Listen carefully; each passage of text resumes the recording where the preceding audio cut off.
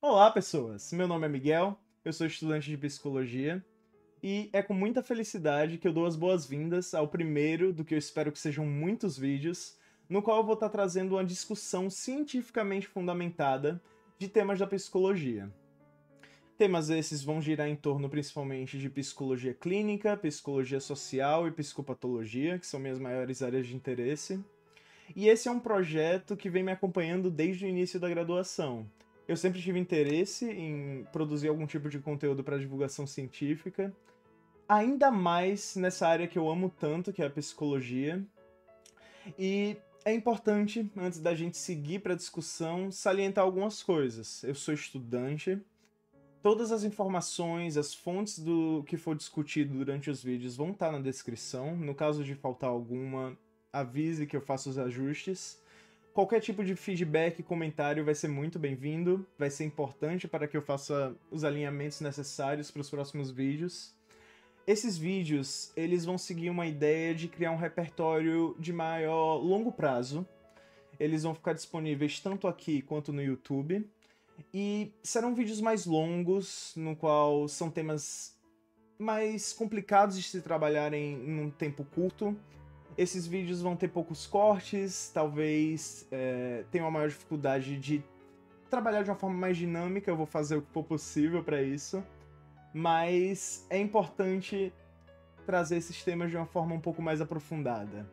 E que forma melhor de começarmos do que com um tema extremamente relevante, que às vezes passa mais de escanteio na clínica, mas que tem se demonstrado cada vez mais como um fator essencial na vida das pessoas. Sem mais enrolações, a discussão de hoje é sobre temas religiosos em delírios e alucinações. Eu escolhi falar um pouquinho sobre isso porque está dentro do trabalho de revisão que eu estou desenvolvendo. E é um tema que tem se mostrado muito relevante. Quando vamos ver os transtornos psicóticos no geral, os do espectro da esquizofrenia, eles costumam aparecer como casos mais graves. Sintomas psicóticos por si só são preditores de uma piora clínica, de um prognóstico menos favorável. O que é que isso significa? Existe uma menor chance de uma evolução no tratamento. Tanto aparece uma maior predisposição a paradas de tomada de medicamentos, por exemplo, como também uma maior quantidade de rompimentos durante o processo de tratamento. E quando nós estamos falando da religião nesse contexto, a gente vê que é importante ter uma atenção a mais, porque a prevalência de sintomas que a gente vai chamar aqui de sintomas religiosos no contexto dos transtornos psicóticos e do espectro da esquizofrenia gera um alerta. E é um tipo de característica que é necessária atenção clínica. E dentro desse cenário que já é complexo, nós vamos ter mais um fator, que pode ser considerado um fator cultural, mas que vamos olhar para ele por si só, que seria a religião.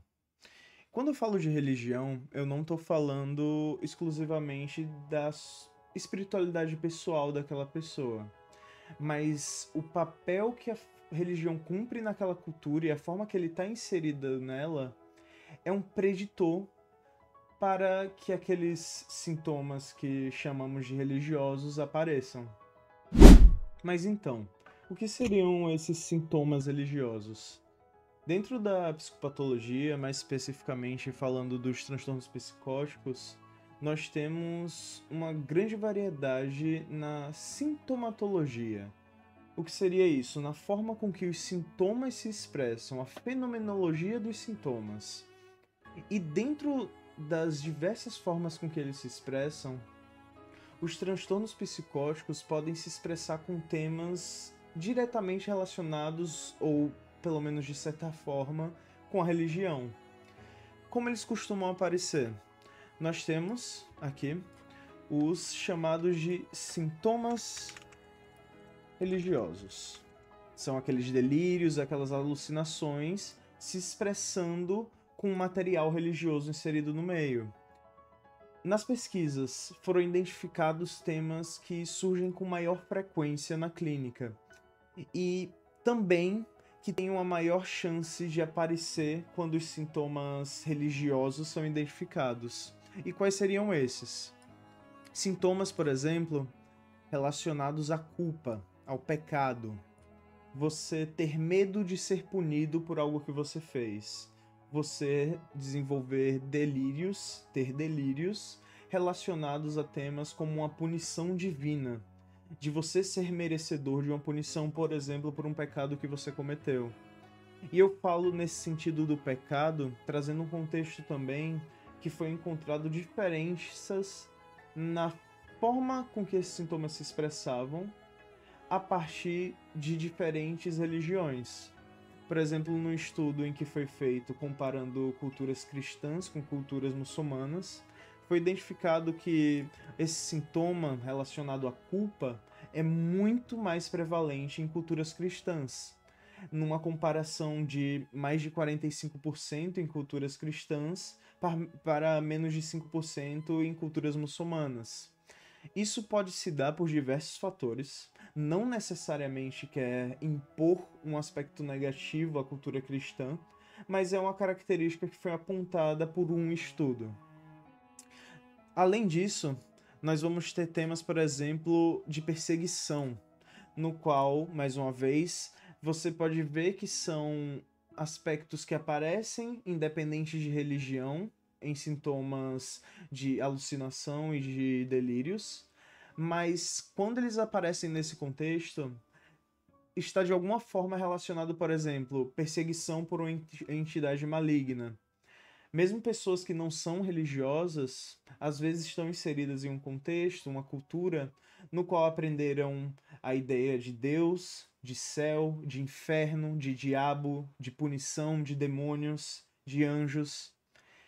E pelo que a clínica parece demonstrar, esses aspectos costumam cumprir um papel fundamental na forma com que os sintomas vão se expressar. Por exemplo, ideias de influência e de controle, possessões demoníacas, possessões divinas. A ideia de uma perseguição demoníaca, as coisas estão acontecendo para o meu mal, pois o diabo está atuando contra mim. Ainda nessa mesma ideia de influência e controle, às vezes vão aparecer as ideias de possessão, no qual você está sendo controlado por figuras demoníacas, as suas ações demoníacas ou divinas, nesse caso. E a gente vai ver também uma relação entre os sintomas, por exemplo, a ideia de influência e de controle, uma ideia, por exemplo, de autoimportância que a gente vai ver também. Muitas vezes, nos transtornos psicóticos, os sintomas costumam se relacionar entre si. Claro que eles vão variar muito, principalmente a depender do caso clínico. Existem alguns quadros em que, por exemplo, vão ser mais vistas alucinações, outros no qual delírios são mais comuns de aparecer. Nós vamos ter, por exemplo, a esquizofrenia, no qual é muito caracterizada a presença de alucinações em si. Mas ao mesmo tempo nós vamos ter transtornos de humor ou transtornos de personalidade, no qual alucinações como essas ou o mais comum, delírios, podem aparecer em momentos de crise, por exemplo, com algum tipo de estressor ou uma crise psicótica induzida por estresse. Nós vamos ter diversos quadros que podem surgir variando. E, mais uma vez, são sintomas que costumam aparecer independentes de material religioso. A ideia de culpa, por exemplo, nós podemos ter uma pessoa que acha que ela é a culpada por uma familiar dela estar doente.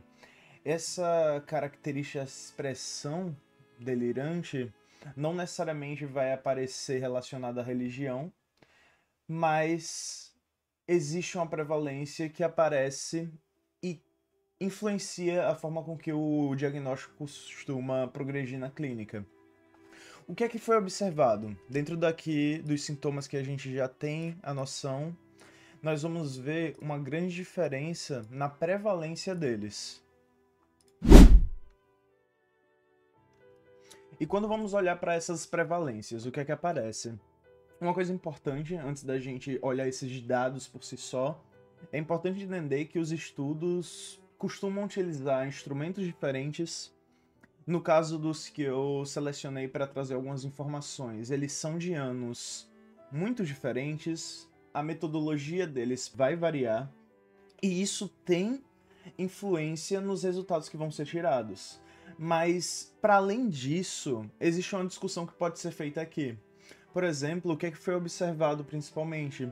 Países com uma forte base religiosa, cultural, mesmo aqueles em que a população não tenha uma autodeclaração como religiosa, eles aparecem com a maior prevalência desses sintomas considerados sintomas religiosos. Claro, é necessário se atentar, porque são métricas diferentes. Existem países no qual a prevalência por si só de transtornos psicóticos costuma ser subdiagnosticada, por exemplo. A gente tem um exemplo aqui do Egito, no qual ainda é necessário muitos avanços serem feitos na parte de psicopatologia, e que apresentou uma prevalência geral de cerca de 12% de sintomas religiosos, mesmo sendo um país culturalmente com uma grande força religiosa, uma matriz religiosa culturalmente enraizada. Mas, no geral, o que é que se observa?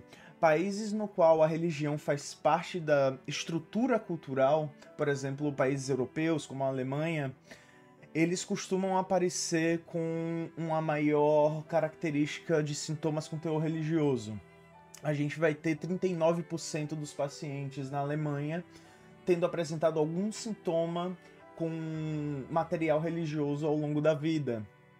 Ao mesmo tempo, países com que a religião não está tão enraizada na cultura, por exemplo, como o Canadá, nós percebemos que a prevalência desses sintomas mais específicos tende a ser menor.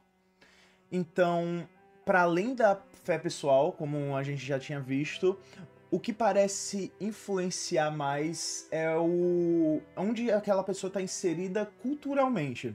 Nós vamos ver também países como os Estados Unidos, no qual houve uma diferença de prevalência entre pessoas religiosas e não religiosas. Nós já conseguimos ver isso, mas nem todos os estudos indicaram que a religiosidade pessoal iria ter algum tipo de interferência na expressão ou não desse tipo de sintoma. Nós vamos ter o Reino Unido, um país que, apesar de sua base cristã também, tem uma cultura hoje em dia no qual as pessoas são menos religiosas, está menos inserido na sociedade como outros países. Nós vemos uma prevalência um pouco maior desse tipo de sintoma. Essa variação, ela se dá principalmente por contexto geográfico mesmo, pois esse contexto geográfico é cultural também. As bases religiosas, independente das seguidas pelas pessoas, vão estar inseridas no seu dia a dia, como a gente comentou, e isso vai influenciar na expressividade desses sintomas. Quando vamos falar do alinhamento cultural desses sistemas religiosos, nós vamos ter alguns pontos que se relacionam entre si. Mais uma vez, aquelas características que são comuns dos transtornos psicóticos se expressando pelas lentes da religião. Como é que isso costuma aparecer? Nós vamos ter ideias de grandiosidade, trazendo aqui a ideia, por exemplo, de culturas em que se trabalha bem e mal. Nós temos forças malignas e forças do bem. A grandiosidade pode surgir tanto por esse lado considerado positivo quanto negativo. Nós podemos ver uma identificação, por exemplo, pessoas que acreditam ser algum tipo de figura religiosa. Acreditam que são Jesus, acreditam que são Deus, acreditam que são um anjo. Nós vamos ter pessoas também acreditando que são demônios, ou que estão amaldiçoadas, ou que realmente representam, por exemplo, o diabo. E essas características vão ter subsintomas, digamos assim, que surgem não só a partir daí, já podem aparecer num curso normal daquele transtorno, mas que costumam se intensificar nesses contextos com um grande peso religioso. Nós vamos ter uma ideia de culpa ontológica, por exemplo, no qual aquela pessoa vem como um mal inerente ao mundo. Nós vamos encontrar delírios de culpa muito mais comuns em religiões com esse aspecto punitivo, no qual você deve ser punido por exemplo, um pecado cometido ou percebido, E dentro dessa ideia, o sofrimento por vir de uma força maior, você esperar uma punição divina, pode se expressar com mais gravidade. Um maior medo de ser punido, acreditar, por exemplo, que as pessoas estão sendo usadas para te punir por você ser um mal inerente ao mundo, ou uma perseguição demoníaca no qual o diabo está usando as pessoas ao seu redor para lhe punir. E isso eu tô trazendo o aspecto cristão que é o mais comum pra gente, mas se expressa de forma diferente por diferentes religiões, mesmo tendo alguns aspectos parecidos, por exemplo, na grandiosidade, na associação espontânea, do jeito que alguém pode ter uma associação com um símbolo como a cruz, alguém pode ter essa associação com um símbolo de uma religião não ocidental, por exemplo. E essas características, quando elas se expressam de uma forma parecida, nós conseguimos entender que existe um padrão para o funcionamento humano aí. Existe uma discussão, partindo, por exemplo, da perspectiva evolucionista, da psicologia evolucionista, em que traços que consideramos, por exemplo, mediúnicos, poderiam ser aspectos adaptativos de sociedades, no qual são expressadas uma maior sensibilidade, uma maior predisposição, por exemplo, a delírios e ilusões. Essa maior predisposição, com características como a associação espontânea, que são intensas, é importante a gente lembrar essas características de alucinações e delírios, no qual não existe a percepção que aquilo é uma distorção. Por exemplo, vamos pegar aqui essa associação espontânea com uma imagem do Buda. A pessoa vê aquela imagem, sente uma conexão corpórea com alucinações. E o que é que seriam alucinações? Relembrando, é aquela percepção sensorial sem o estímulo equivalente, uma distorção perceptiva.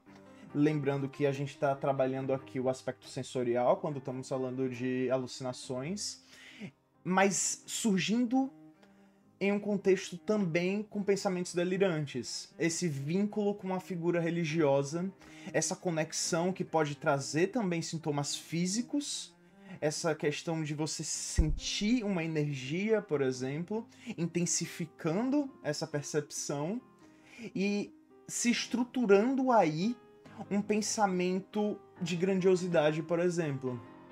E como é que o curso do tratamento se desenvolve nesses contextos?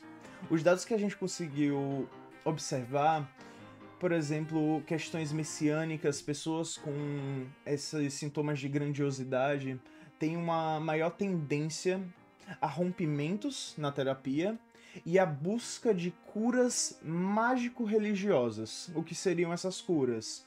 Curas que, por exemplo, vêm a partir de magias, algum tipo de cura sem um fundamento, digamos, científico, culturalmente tradicional ou tradicional, no qual a pessoa vai procurar a solução para o seu tratamento, por exemplo, a solução para os seus problemas a partir de uma perspectiva religiosa. Isso tende a acontecer mais nesse perfil de pacientes. Agora vamos discutir também a religião como um fator ambivalente. O que é que se demonstra? A religião, ela surge como um fator tanto protetivo como de risco, nesse contexto dos transtornos psicóticos. Foi observado, por exemplo, que ela pode servir como um recurso de enfrentamento, um coping positivo, uma forma de você lidar, de ressignificar o transtorno para que ele gere menos sofrimento.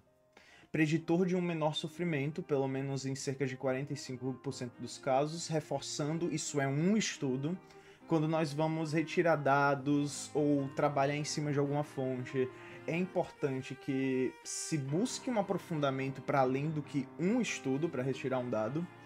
Isso daqui é um aspecto específico.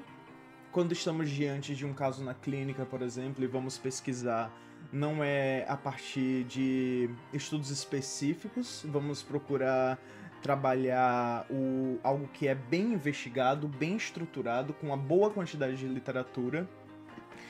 A questão da religiosidade surgir como um preditor para menor sofrimento, ela não é comum apenas nos transtornos psicóticos. existe uma argumentação de que a religiosidade surge como um fator protetivo em diversos transtornos, não exclusivamente questões psiquiátricas, mas também patologias no geral. Mas, ao mesmo tempo, aparece como um fator independente de risco. Mais uma vez, a maior presença de delírios religiosos em culturas com uma ampla influência religiosa. Vamos ter isso como um preditor de gravidade, lembrando que não é gravidade dos sintomas, mas gravidade do quadro geral daquela pessoa. E como preditor de menor funcionamento, uma menor chance, por exemplo, de busca por ajuda. Vamos ter um menor funcionamento no dia a dia, uma menor busca por adaptabilidade dentro daquele quadro. Isso tudo são fatores que nós vamos observando surgindo nesses contextos.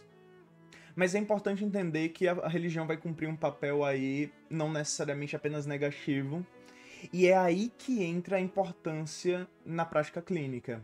Você conseguir fazer uma integração com a religião, a espiritualidade do seu paciente, por exemplo, em um quadro psicótico, é possível tanto ressignificar aqueles sintomas, como trazer um ajustamento mais efetivo para aquela pessoa conseguir, digamos que, ter um prognóstico mais favorável.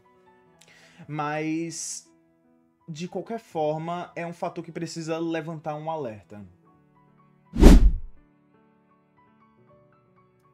E para finalizar, vamos relembrar algumas coisas, falar um pouquinho do impacto clínico que a religiosidade vem trazendo. Vamos ter uma menor adesão ao tratamento psiquiátrico, vamos ter a maior busca por curas mágico-religiosas, como a gente comentou, nós vamos ter um maior risco de quebras durante o tratamento, nós podemos aplicar isso tanto para o tratamento psiquiátrico, o tratamento medicamentoso por si só, o próprio tratamento terapêutico, o processo da terapia, trazendo para o nosso lado como psicólogos, futuros psicólogos. E se entende como a religião impõe um aspecto fundamental ali.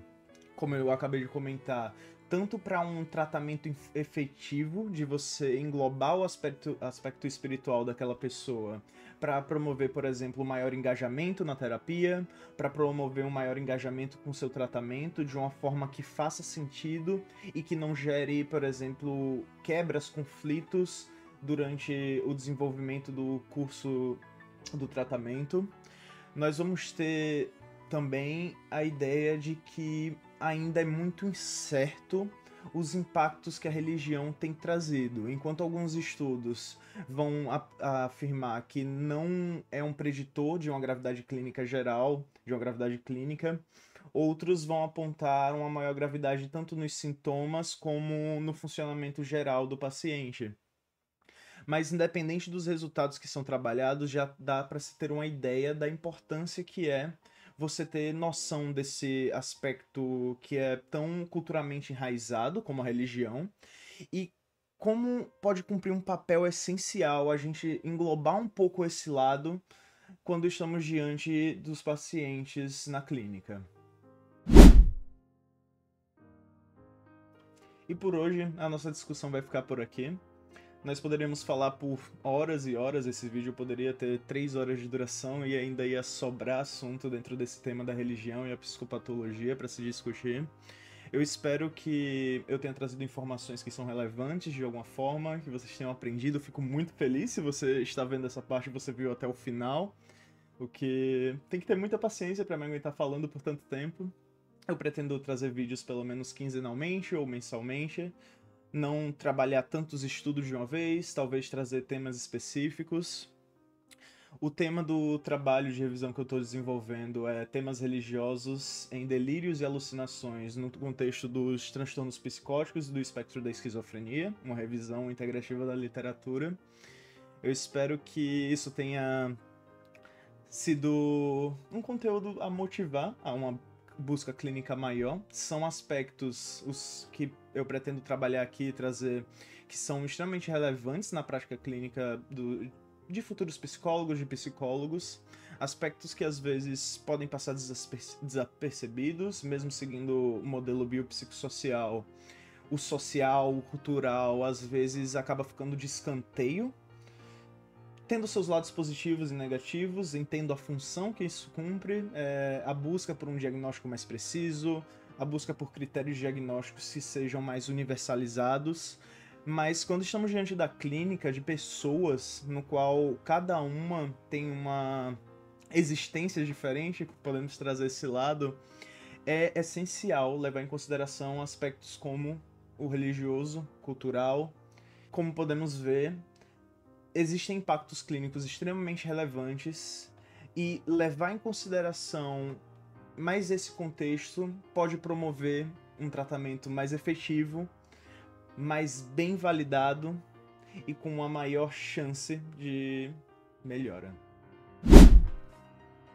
Bem, por hoje vamos ficar por aqui. Mais uma vez eu agradeço muito a você que ficou até agora.